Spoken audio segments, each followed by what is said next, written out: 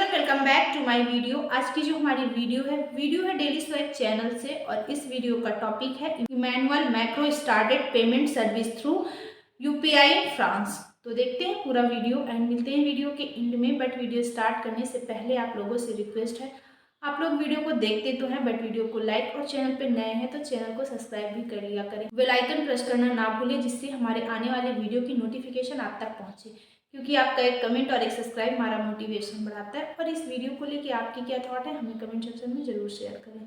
तो देखते हैं पूरा वीडियो। इस पर बात कर रहे हैं सर। यूपीआई को बहुत सारी कंट्रीज ने अडॉप्ट कर लिया है। अभी फ्रांस ने भी इंडिया से रिक्वेस्ट की थी कि भाई अपना यूपीआई मुझे दे दो, हमें दे दो, ताकि आपके आने वाले लोगों के लिए यहाँ पर प्रॉब्लम ना हो और हमारे लोग भी आपकी यूपीआई को यूज करें, हमारे जो फ्रेंडली रिलेशन है मजीद मजबूत हो सके। अमेरिका ने भी इंडिया से मांग चुका यूपीआई। क्या कहेंगे? अमेरिका इतनी बड़ी पावर है, उसको उसके पास क्या डिजिटल पेमेंट्स का इतना अच्छा सिस्टम नहीं है जो इंडिया से मांग रहा है? उनके पास भी सिस्टम होगा, लेकिन उन्होंने असल में अमेरिका में इंडियंस भी तो बहुत है ना। मे भी उन्होंने इंडियंस के लिए मांगा हो ताकि इंडियंस को किसी किस्म की दुश्वारी ना हो, क्योंकि जो भी अपने सिस्टम को वहाँ तरजीह देती है तो इंडियंस को दुश्वारी नहीं होगी उस सिस्टम से। आपको मैं एक चीज़ आपके इन्फॉर्मेशन में इजाफा करता जाऊं, जितने को डिजिटल पेमेंट्स इंडिया में यूज होती पूरी दुनिया में कहीं नहीं होती। अमेरिका जितने को 3 सालों में पेमेंट ट्रांसफर करता मोबाइल के जरिए, इंडिया उतने 1 महीने में करता है। आप अंदाजा लगाओ कि डिजिटल पेमेंट्स में वो कितना आगे है। आप अगर अंदाजा लगाओगे, आईटी इंडस्ट्री की बात कर लेते हैं, आईटी इंडस्ट्री में कौन आगे है दुनिया से?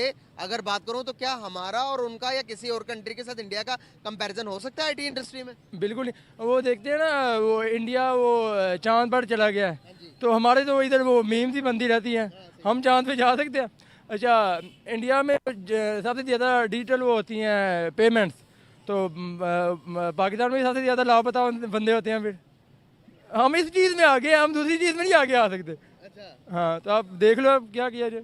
एज अ कौम, एज अ नेशन हम क्या हैं? हम कौम है या नेशन बन चुके हैं अभी तक?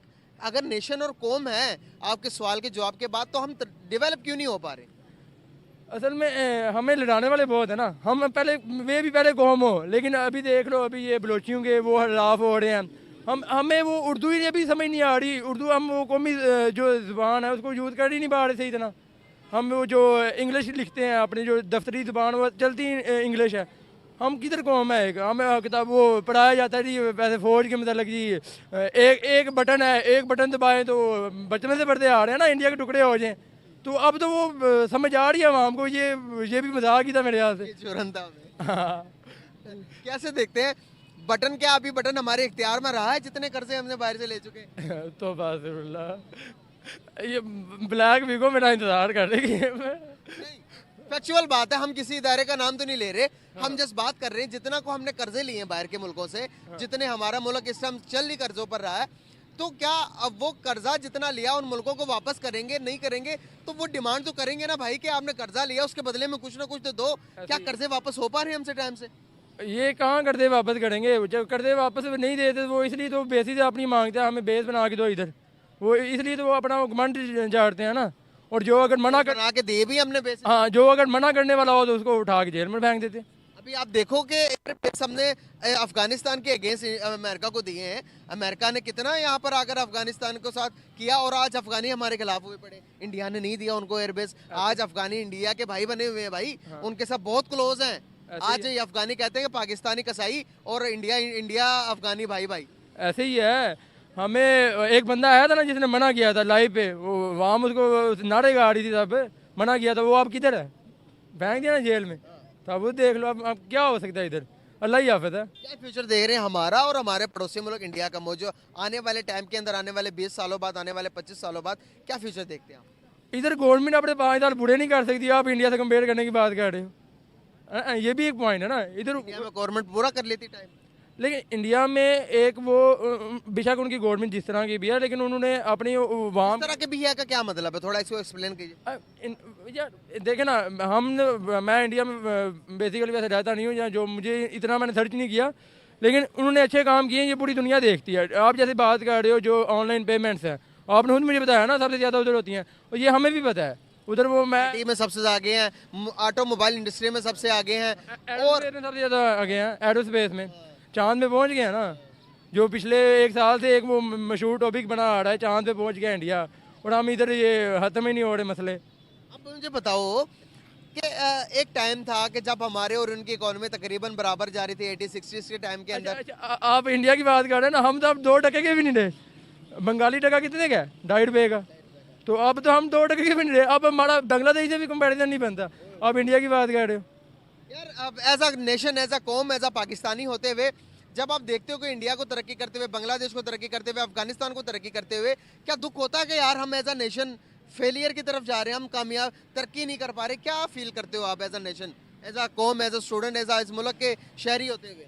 जाहिर बात है दुख होता है, किसको नहीं होता। अगर बाहर आपकी जायदादें सेट है तो फिर आपको नहीं होगा।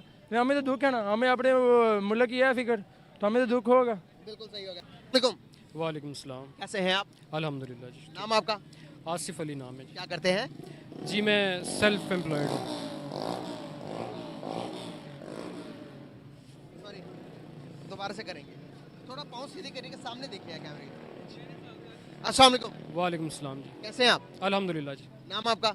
आसिफ अली नाम है जी। क्या करते हैं? मैं सेल्फ एम्प्लॉयड हूँ। जबरदस्त हो गया सर। बात करने का पर्पस आपसे ये है कि अगर मैं बात करूं डिजिटल पेमेंट्स की, तो हमारे साउथ एशिया के अंदर कौन सी कंट्री ज़्यादा प्रोग्रेस कर रही है, ज़्यादा आपको लग रहा है कि डिजिटल पेमेंट्स में वो आगे जा रही है, और डिजिटल पेमेंट्स के फ़ायदे क्या होते हैं ये भी बताइएगा। देखिए, कंट्रीज़ का कंपैरिजन मुझसे बेहतर आप जानते होंगे, इंडिया हमसे बहुत आगे है इस मामले में। मुझे जहाँ तक फ़ायदा नज़र आता है, सबसे बड़ा फ़ायदा तो ये है कि करप्शन इससे ख़त्म हो जाती है। और मैं मिसाल दूंगा और इसी पे ख़त्म करूंगा कि जिस तरह हमारा पासपोर्ट बनाने का निज़ाम है कि आप बैंक में जाते हैं, पहले गवर्नमेंट के ख़जाने में फ़ीस जमा करवाते हैं, और फिर आपको किसी जगह फ़ीस नहीं देनी पड़ती और आप आके अपना पासपोर्ट ऑफिस से पासपोर्ट बना लेते हैं। तो बीच में कोई ऐसा बंदा नहीं है कि जहां आपको पैसे दे के अपना काम करवाना पड़े। इसी तरह हमारे तमाम इदारों में अगर इसी तरह का सिस्टम हो जाए कि डिजिटल पेमेंट हो, या पेमेंट्स के अलावा भी बाकी काम डिजिटल हो जाएं। जैसे अभी ऑरेंज लाइन पे सफ़र करके आया हूँ, that is very much digitalised और बड़ा सुकूनदेह आरामदेह सफ़र है। तो इसका फ़ायदा ना सिर्फ इंडिविजुअली एक उस बंदे को होता है जो इस सिस्टम को इस्तेमाल कर रहा है। चीज़ आपको और बताता जाऊँ, डिजिटलाइज की आपने बात की कि आपको बड़ा मज़ा आया सफ़र करके।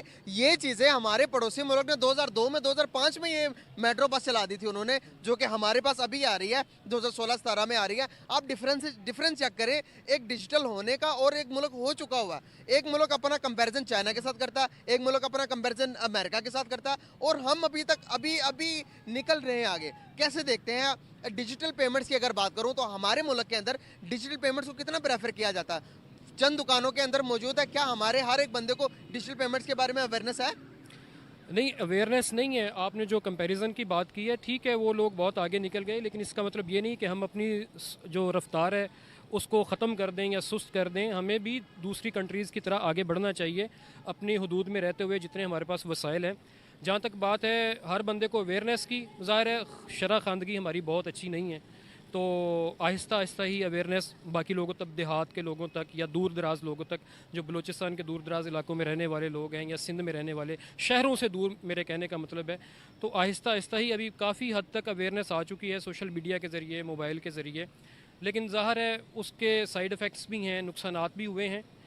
डिजिटलाइज तो लोग हो रहे हैं, लेकिन उसको जो है ना, उसकी तरबियत की बहुत ज़्यादा ज़रूरत है ताकि उसके फ्रॉड से भी बचा जा सके। जैसे सबा का मैसेज डिजिटल तरीके से ही आता है कि मैं बहुत मुश्किल में हूँ, तो मुझे जो है ना इतने पैसे सेंड कर दें, मैं जल्दी वापस कर दूँगी। ये मेरे समेत हर बंदे को इस तरह के मैसेज और फ्रॉड के जो है ना डिजिटल तरीके से फ्रॉड, तो उसके लिए अवेयरनेस की और लोगों को बताने की बहुत ज़्यादा ज़रूरत है। उसके प्लेटफॉर्म मुख्तलिफ हो सकते हैं। जबरदस्त हो गया सर। अभी हम बात कर रहे हैं डिजिटल पेमेंट्स की, तो ये बात ना करते हुए अगर मैं बात ना करूं इंडिया की, तो इस टाइम हमारी बात मुकम्मल नहीं हो सकती, बिकॉज के साउथ रीजन के पूरी दुनिया के अंदर इस टाइम इंडिया के जो डिजिटल पेमेंट है सबसे आगे जा रहा है। आप देखिए, अमेरिका ने डिमांड की इंडिया से, कहा कि आपका जो गवर्नमेंट की सतह पर जो आपने मुतारिफ करवाई है अपनी एप्लीकेशन, जो यूपीआई है, वो आप हमें दे दो। अभी फ्रांस को उन्होंने डील कर दी, फ्रांस को दे दिया। अब जो भी इंडियन फ्रांस जाएगा वो अपने मोबाइल से स्कैन करेगा इंडियन रुपी को ही, कहीं भी दुकानों में जाकर अपना पेमेंट सिस्टम से वो पेमेंट कर सकता है।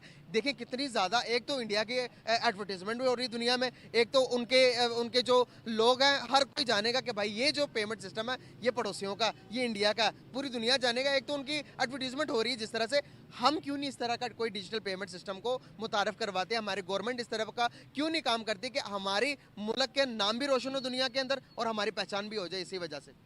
अच्छा, पहली बात तो ये है कि इंडिया ने या उस समेत किसी भी और मुल्क ने अपने आप को डिजिटलाइज़ किया है या वो आगे गए हैं, तो ये उनकी कामयाबी है। लेकिन इस जबरदस्त। अस्सलाम वालेकुम। वालेकुम अस्सलाम। सर कैसे हैं आप? अल्हम्दुलिल्लाह। नाम आपका? मोहम्मद उमर। क्या करते हैं? सर मैं जॉब करता हूँ, मैं टेलर हूँ। जबरदस्त। सर बात करने का पर्पस ये है, अगर मैं बात करूं डिजिटल पेमेंट सिस्टम की, तो कौन ज़्यादा डिजिटलाइज है, पाकिस्तान या फिर India? Sir India. India digital है। जी। किस हवाले से, क्यों इंडिया का नाम ले रहे हैं आप? हम तो पाकिस्तान में हैं। सर बिल्कुल हम पाकिस्तान में, लेकिन आप ख़ुद हिस्ट्री उठा के देख लें कि इंडिया इस टाइम हमारे जो है ना हर चीज़ से आगे है, पावरफुल। डिजिटल पेमेंट के लिहाज से आप अगर देख लें तो उनके पास इतना कैश नहीं होता जितने उनके अपने पास अकाउंट्स वगैरह होते हैं। ठीक है, अकाउंट्स तो कोई चोरी नहीं कर सकता। यहाँ पे हम पाकिस्तान में अगर हमारी जेब में पैसे हैं तो पैसे तो लोग निकाल के ले जाते हैं या मोबाइल निकाल के ले भी जाएंगे, लेकिन जो अकाउंट है उसका जो पासवर्ड है वो तो हमारे पास है, वो पैसे तो हो जाते हैं सेफ़। लेकिन इस लिहाज से कि इंडिया हमसे बहुत आगे जा चुका है, हम यहाँ पे सुई तक नहीं बना सकते। इंडिया हर चीज़ से आगे निकल चुका हुआ है। हमें ये चीज़, हमारे जो हुक्मरान है जो भी आएंगे उनको ये चीज़ देखनी चाहिए कि हमारा मुल्क कहाँ पे है, हमने इसको कहाँ पे लेके जाना। ये सियासत में हर चीज़ को छोड़ें, कौन क्या करता है ये देखें। हमारा जो मुल्क पाकिस्तान है इसमें क्या हो रहा है। मैं ये चाहता हूँ हमारा कि पाकिस्तान आगे जाए, तरक्की करे। हमारे यहाँ पे बहुत सारे ऐसे लोग हैं माशाल्लाह जिनके पास अल्लाह ताला ने बहुत ज़्यादा ज़हीन है, उनको आगे के लेके आया इंडिया जाए। से ज़्यादा सही इन लोग हमारे पास है। बिल्कुल अल्हम्दुलिल्लाह, मुसलमान हैं हम, सबसे पहले कलमा मुसलमान तो यहाँ से वहाँ पर ज़्यादा है। बिल्कुल हैं, लेकिन वहाँ पे मुसलमानों को ओपन नहीं है। यहाँ पे अल्हम्दुलिल्लाह में हर चीज़ की तो सहूलत कैसे है। पता वहाँ पर ओपन नहीं है?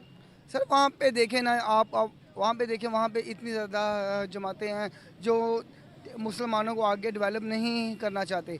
किसी भी शोबे में चले जाएं, जैसे आप ये प्रोग्राम देखते हैं इंडिया आइडल हो जाता है, वहाँ पे अगर मुसलमान कोई आ जाए, गुलकार आ जाए, उसके बाद जो उसको आगे नहीं जाने देते, वहाँ से उसको वापस कर दिया जाता है। सर मैं समझता हूँ कि ये बहुत आपने वो इस तरह की बात की है कि जो कि लॉजिक के बरक्स है। आप देखेंगे वहाँ पर एक इंडियन आइडल तो कम से कम मैं भी देखता हूँ, मुझे भी थोड़ा बहुत सुनने का शौक है। तो वहाँ पर सलमान नाम का एक लड़का था जिसने गाना गाया और क्या कमाल का गाया, और वो इंडियन आइडल जीता भी था।